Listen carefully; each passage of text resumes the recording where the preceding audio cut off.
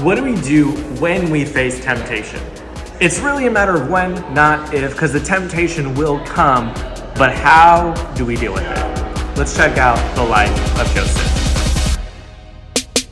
Well, hey, welcome, and thank you guys for being here today. If you are new here, before we kind of get into it, I want to just invite you right after church to come to our hub. That's a tent on this side out here. We just want to say hi. Thank you for joining us today.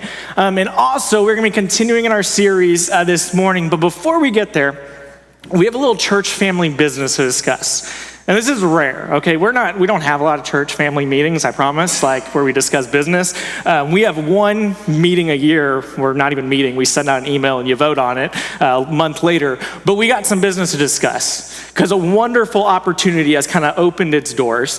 And right now, we've been talking for about the last month plus to Sunset View Baptist Church in El Mirage. And that is a church that's been around for a number of decades. But recently, kind of over the past 5 years, has kind of come on some hard times. And it's slowly dwindled and finances have been tight. People have not been there. And it's got to a point where the pastor has been talking to our staff. And last week, they decided that they are going to vote to kind of sell their debt and give over their property to another church. And right now, they owe about $150,000 of debt on that property, on a building that's worth about $1.5 million. And Cross Church has been praying prayerfully in this about stepping into this situation. So here's kind of the financial numbers. And if you're a member, you're going to get an email on this. And this is important because in 2 weeks, we're doing a vote on the 29th.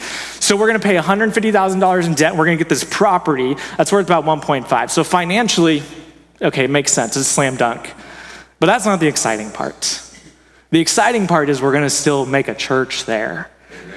And for the rest of 2023, what that kind of might look like is we'll probably shut it down, we'll renovate, we'll do some stuff with the hopes that we launch that in 2024. And if you are here at Cross Church, if you are part of our family, I want to say this is what we do, okay? And I got to go there recently with our church staff, and I'm walking around this building, and I'll tell you, about 6 years ago, as a cynical punk kid that I am, I would have looked at that building and been like, this thing, well, let's not go here. Like, man, it's not great. It's like whatever. But as I was there, all I could say was God saying, oh yeah, there's some opportunity here. Oh, look at the kids that are gonna be running over here. Oh, look at the parking lot that's gonna pack here. And we're gonna talk to our neighbors to be able to overflow parking lot over here. And the vision we saw of just like 6 years ago when we started here, and it was a dead, dark, empty lot, that God's gonna fill it. God's gonna make a church there, and it's gonna be amazing. So I'm excited about the opportunity. If you're a member, prayerfully be talking about that. I think it makes sense. Our elders, our staff, we're all gonna go to this, but inside our bylaws that none of us know, we have to vote on purchasing property, okay? Which is an important thing. So in 2 weeks, if you're a member, you're gonna vote yes to buy this property or no. But we prayerfully say yes so we can start another church and make Jesus known continually in our community. So. Well, today we are diving back in, and today, and as we're getting into this series, I was thinking about this a little bit, that we're about 2 weeks into the new year, right? Like 2 weeks exactly, actually. And 2 weeks in is when temptation starts to slip, and it starts to enter into the conversation and get into your mind. And you're like, what are you talking about? What kind of temptation? Well, if you made some New Year's resolution, it's the temptations to quit all your New Year's resolutions, right? Maybe you started a new diet, and 2 weeks in, you're like, well, I can cheat on that diet a little bit. I can have this cookie. Like my wife, we get texts late at night on Saturdays saying soda mix cookies. If you've never had them, they're amazing. Like, it's half off till the end of the night. I'm like, why do you gotta do that? Like, why do you gotta... Wasn't even on our radar until that text message, okay? But maybe tempted to cheat on your diet, or tempted to like quit that gym membership that you got a free 2 weeks for and now is up and you're like, I don't know if I really want to pay for this or whatever, keep going on. Or maybe it's that you've been waking up every morning early and you've been reading your Bible and you've been doing quiet time, and that's great if you have, and it's tempted when it's dark and cold and raining and you don't want to get out of bed, right? And like, let me just skip it today. And all that temptation starts to kind of creep in at this type, and maybe it's a habit or addiction that you've been fighting, and all of a sudden it's right there knocking at your door. And here's the thing about temptation. it's kind of a good thing. And you're like, what? Are you sure about that? Because think about it, like temptation's not fun at all. It's a terrible thing. It's terrible to be tempted. It's terrible to have that out there because a lot of times it causes us to fall. It pulls us in one direction. But the good thing about temptation is it tells us a lot about ourselves. And it tells us a lot about really who we are deep down inside. Another way of saying that is our key thought for today that we're going to see inside of our passage, that the true sign of our faithfulness is how we respond in the face of temptation. You see, temptation will come. It's never a question of if, it's a question of when. Now, are there things to do that we don't have to be tempted? Absolutely, and we'll get to that in our story. But temptation will be at our door eventually, and our character is revealed. Our faithfulness is revealed when how do we respond when it's staring us right in the face? Well, last week we started this new series looking at the life of a man named Joseph. And today we're going to see a story in the life of Joseph, how he was faithful in the face of temptation. And we're going to question, and a question that we're going to ask through his life that I think is very valuable for us today is, how did Joseph do this? How did Joseph model faithfulness? Well, let's flip to Genesis chapter 39. If you have your Bibles, you can go ahead and flip over there. Genesis 39. You can also look it up if you scan the code in front of you. That will take you to the YouVersion Bible notes. But in Genesis 39, to kind of pick you up a little bit here, we started this series last week in Genesis 37. We were introduced to this man named Joseph. And he grew up, he had 11 brothers, and he had a sister as well. But his brothers, they kind of had some conflict. He was the favorite child. He might have been the best leader of them. He had kind of the most potential. God even gave him some prophecies in his life that would later come true. But when he started revealing all this to his brothers, they didn't take well to it. They beat him up, they threw him in a pit, they sold him into slavery. Common brother stuff, right? Exactly what my brothers did to me when I was a kid. But it's a little crazy, and that's how his story started. And today we're going to kind of continue. Now, we're a very expositional church, so we kind of go chapter by chapter. You might be wondering, like, why did we skip chapter 38? You read it this week, and that will tell you why we skipped chapter 38. I'm just kidding. It's actually about Judah, one of his brothers, so it doesn't really go with Joseph's story. And it's just another example of how awesome the Bible is and how unfiltered it is. And you're like, going to read it, and you're like, man, those people were messed up. What just happened?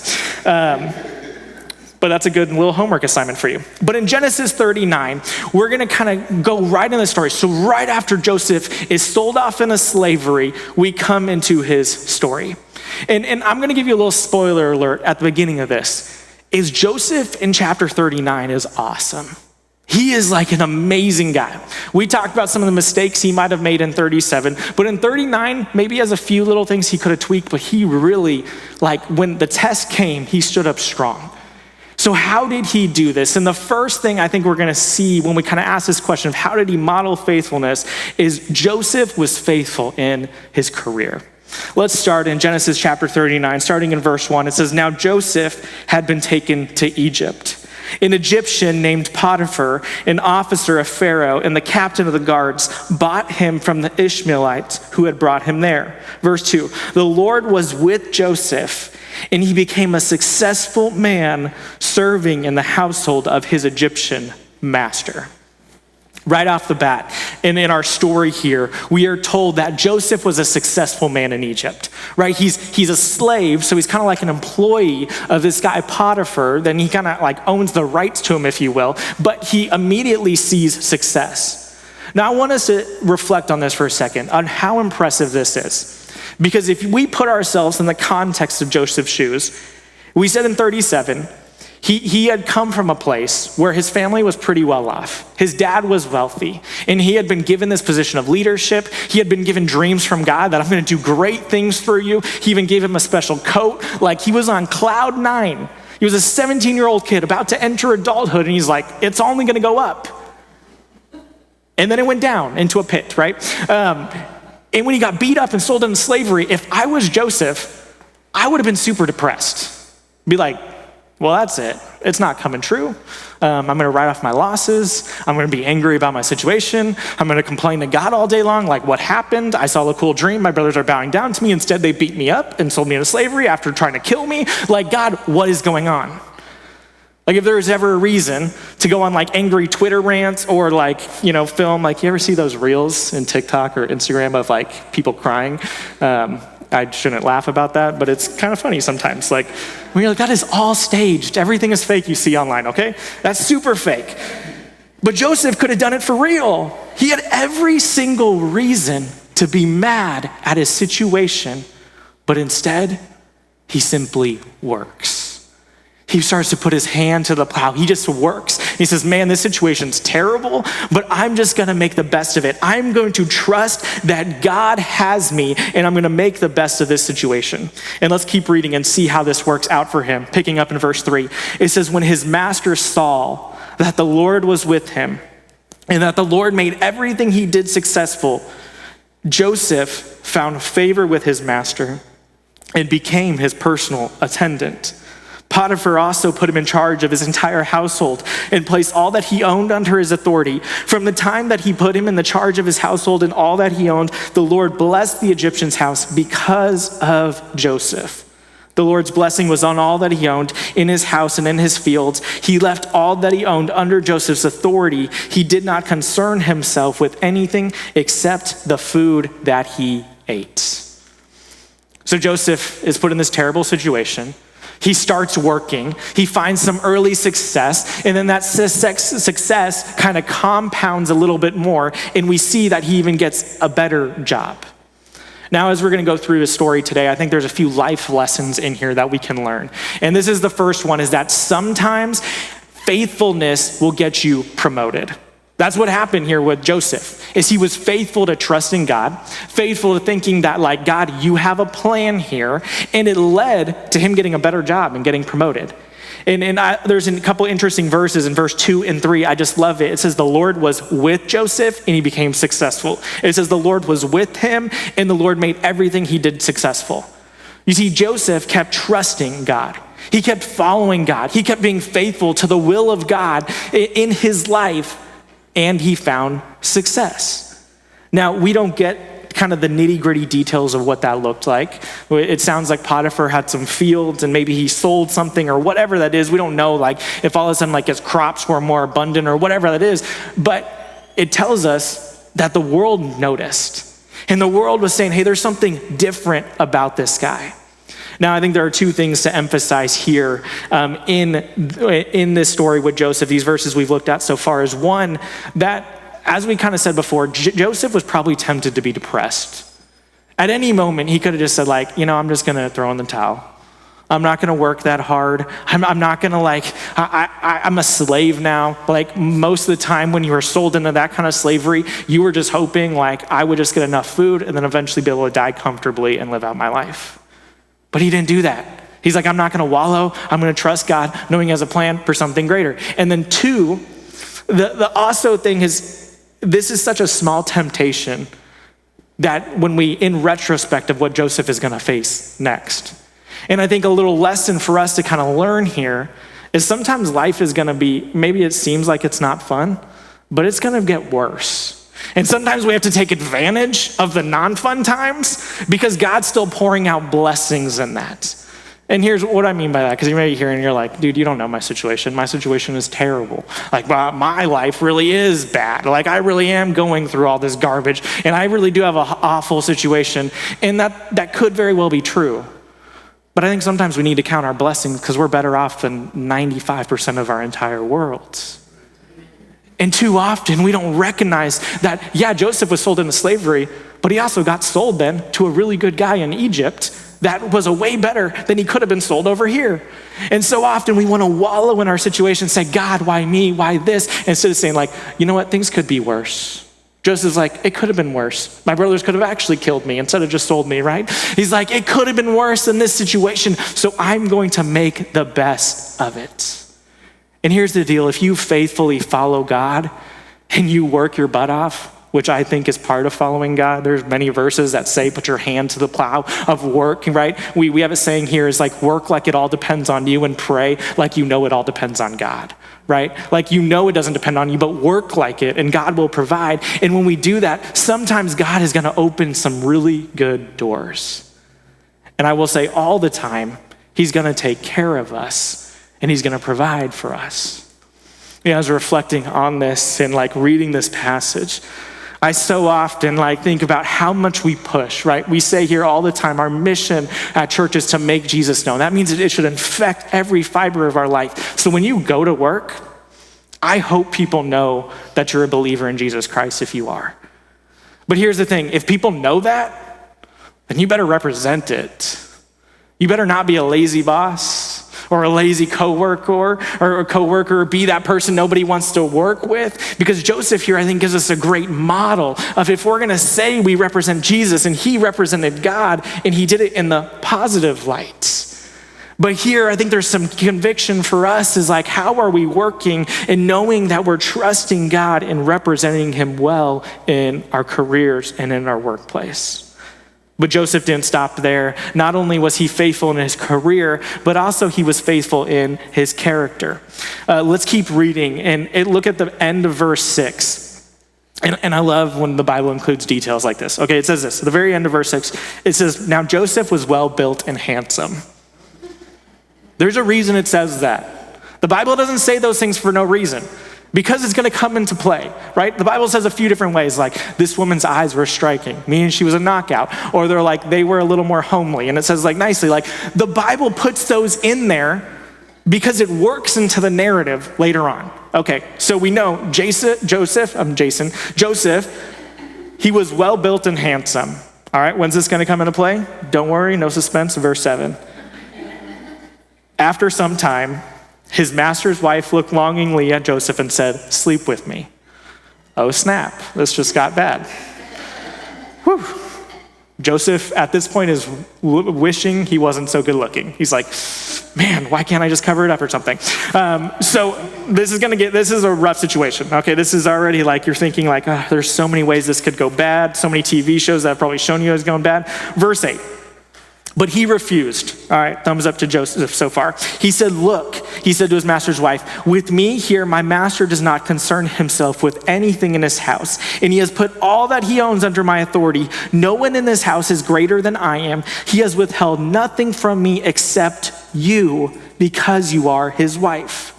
So how could I do this immense evil, and how could I sin against God? I love that, and just to kind of make a little note here, because we're going to go in a little bit different direction after this, but he kind of makes this that he would not only be sinning against Potiphar, his master, and wronging him, but he very well is more importantly than that, Joseph's I'm going to be sinning against my God. And I'm more scared against my God, than I am against my master, Potiphar. Verse 10, although she spoke to Joseph day after day, she just keeps on pestering. She just keeps on beating down the door, but he refused to go to bed with her. Now, one day he went into the house to do his work and none of his household servants were there. She grabbed him by his garment and said, sleep with me. But leaving his garment in her hand, he escaped and he ran outside. When she saw that he had left his garments with her and had run outside, she called her household servants. Look, she said to them, my husband brought a Hebrew man to make fools of us. He came to me so he could sleep with me, and I screamed as loud as I could. When he heard me screaming for help, he left his garment beside me and ran outside. All right, let's break this down a little bit. The first thing that pops in my head when I read this is that was a close call, okay? She has been pestering, she is going, and here I think the first thing is he gets this huge temptation, but Joseph seems to pass the test. But as we go in a little further, let's kind of break down some of the areas of this. First, I think we need to ask is, why did this temptation take place to begin with? What sparked all this? In verse 10, it's how did he get into this situation? And we read that a second ago, but let me just reread this again. It says, although she spoke to Joseph day after day, he refused to go to bed with her. And then it immediately doesn't talk about that anymore. It just kind of keeps going. Now, I want to time out here, because when we talk about we will face temptation, but how do we avoid it? This is one where like in our lives, I think we can put a red flag up. When temptation keeps beating down your door, sometimes you need to go to someone else to say like, I gotta get out of this situation. Now Joseph, we could give him a benefit of the doubt because maybe he was afraid that if he went to his master and told him this, his master would have been like, are you accusing my wife of being a liar and something else? And maybe would have killed him on the spot. So maybe Joseph gets a little bit of a pass here. But so often temptation is beating down our door and we're just like, I'm not answering it. I'm not answering it. I'm not answering it. Instead of doing something to try to counter it. But verse 11, this is where I think in this whole chapter where we can say that Joseph probably screwed up a little bit. And it says, now one day he went to the house to do his work and none of the household servants was there. He went to a house and it was just her alone and nobody else was there. Now, if you go back a few verses, Joseph told us he was in charge of the entire house. I feel like at any point he could have stepped outside and be like, hey, can I get some guys in here? Or I'm gonna run out right there. I need some witnesses up in here, right? You know this woman's crazy and wants all the worst things. We need some people around here, okay? But Joseph doesn't do that. And he was almost walking into the lion's den here, knowing that this was a recipe for disaster, but he went anyway. And here's the problem that I think we can identify with too often is we invite the temptation in. James talks a little bit about this in James chapter 1. And he says, no one undergoing a trial should say, I am being tempted by God. Since God is not tempted by evil and he himself doesn't tempt anyone. But each person is tempted when he is drawn away, when he is enticed by his own evil desire. Then after desire has conceived, it gives birth to sin. And when sin is fully grown, it gives birth to death. You see, James gives us no out. He's like, when you're in a bad situation, don't blame God because you put yourself in that situation. And God said, we are the product of how we put ourselves in there. And because we live in a sinful and fallen and broken world, those will come up. But we need to do everything in our power not to put ourselves in those compromising, dangerous situations. And Joseph here did a great job of passing this test of temptation, but there's a possibility that it could have been avoided altogether. And often I think the struggle for us and the fear for us is, if we're honest, our character isn't gonna hold up every single time. And I hope you're working on your character. I hope that when that temptation comes, right, you can see that cheeseburger in the stand and you can just say no. But there are gonna be moments in your life that doesn't happen. So how do we deal with that? This past week, I was talking to Pastor Dave, who is our pastor of Celebrate Recovery. And I was like, Dave, you're a wise old man. I'm just kidding. Very wise, though. He just had his second grandkid, who is adorable, just a few weeks ago. But Dave is a very wise guy, which is why I talked to him. And I asked him, I was like, okay, what are some things you tell people in Celebrate Recovery when you're talking about avoiding temptation? And there's 3 little lines of gold I think he gives us today that I think we talk about, and how do we apply this. Is the first thing he told me is, be open about your temptation with your accountability group. Listen to that. Be open about what? Your temptation with your accountability group. Here's how often accountability groups work is we screw up and then we go to someone and be like, dude, I just did this. I just had a drink. I just, looked at something I did and I just had this, whatever it is. And here's about it. But you've already crossed that line. And he's saying, before you get to that line, tell him hey, this temptation keeps creeping up in my life. I don't like it. And usually those accountability partners can say hey man, have you started praying for this? Or have you avoided this situation? Or have you done this? And they can be that support system around you. Which leads to the next thing. I love this, is that when you confess your temptation, you will have less confessing of sin. Oh. Did you hear that? When you confess your temptation, you will have less confessing of sin. You see, we always want to run to God after we've screwed up. But sometimes we need to run to God before we screw up. Actually, I would say all the time. And too often, where we wait till we cross that line instead of being no, this is brewing in my heart. I know something is wrong. I know when I get like this, and I've had these conversations before with guys who have been sober for a long time, when it just comes to alcohol, for example, they're I know when all these things are stacking up in my life is when I start running to that bottle again. And they recognize that so they can run the other direction. Which leads to our very last thing that this is said a lot in Celebrate Recovery, and Dave does a great job saying this all the time, is that ultimately our secrets make us sick. You see, the more we can be open about this stuff on the front end, early, when it starts to happen, the more we can recognize the dangers and say, like, I'm not going into that house with that crazy woman alone who is trying to get me. Then we can run away from the situation. And check out how all this turns out. Let's pick up back up in verse 16. It says, she put Joseph's garment beside her until his master came home. This lady is crazy, right? We don't ever get a name for her. She's just Potiphar's wife, probably because if we got her name, no one would ever name their kid that again.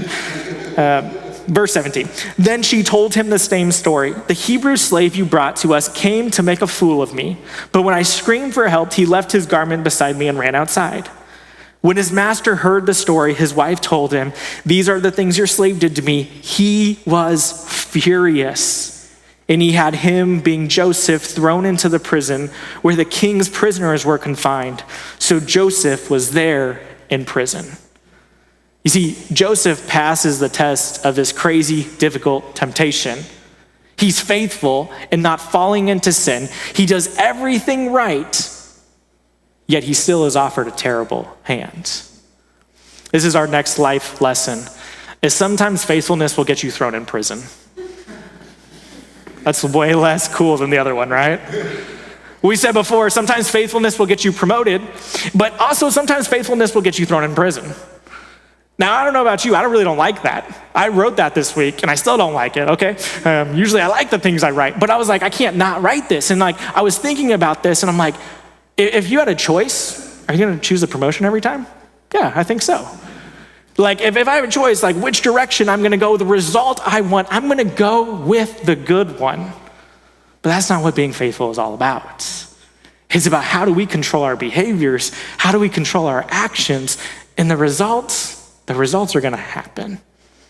Think about it this way, is I think of this in the terms of, I love sports, even though my life is depression, just angst because I'm an Arizona sports fan, okay? It's never good. Even when it looks good and there's so much hope and everything is gonna be great, and we're gonna win a championship and a Super Bowl, somehow explosions happen. Anyway, but professional athletes, right? They're at the highest peak of their sports. And you don't get there by accident. You don't even get there by pure talent. You get there by talent mixed with discipline. And so many of those athletes, they do the same thing over and over and over and over again. I'm a huge Suns fan, all right? Past 2 seasons, went to the NBA Finals, and then we just had the best record in the league. Some bad things happened in the playoffs. And this year so far, mostly because of injuries, has been a little bit rocky. It's been rough. I'm staying optimistic, but it's been hard. And here's the crazy thing, is I know behind the scenes, the coaches are doing the same thing.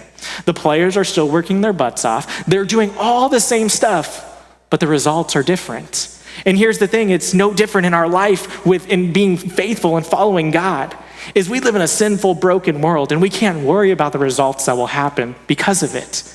But we need to be faithful in our actions of, let me keep trusting him. Let me keep seeking him in this situation. Let me keep trying to do everything I can and control what I can control, and leave the results up to God, knowing that he will provide and that he will be there.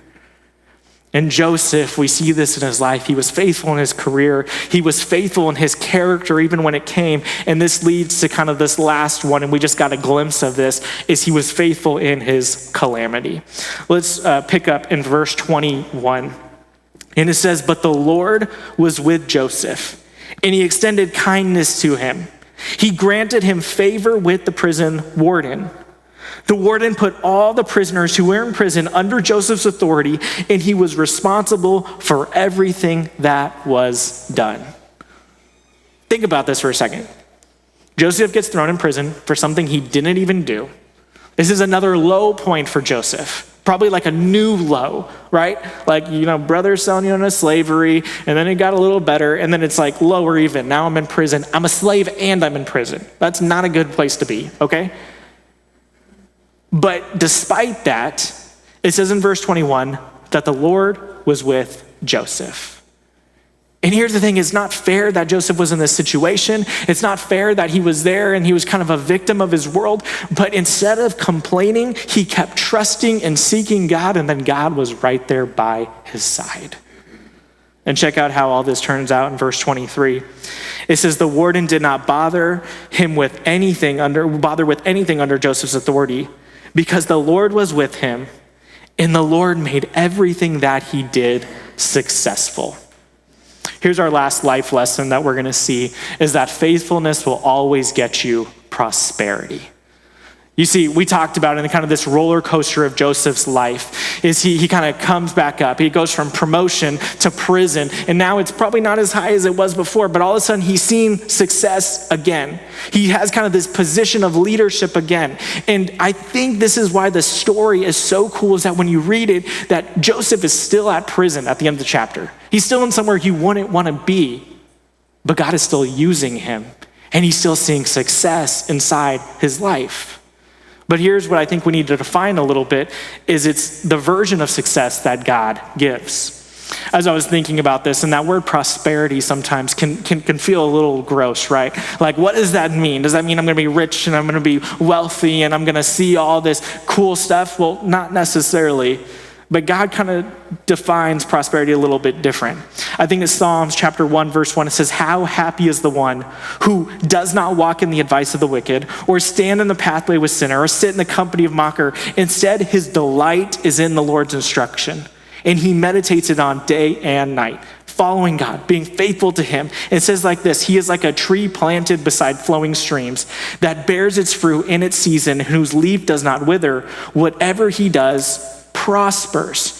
That we are faithful to God. We are following him. Psalm 35:27 says it this way, that let those who rejoice at my misfortune, wrong verse 26. Let those who want my vindication shout for joy and be glad.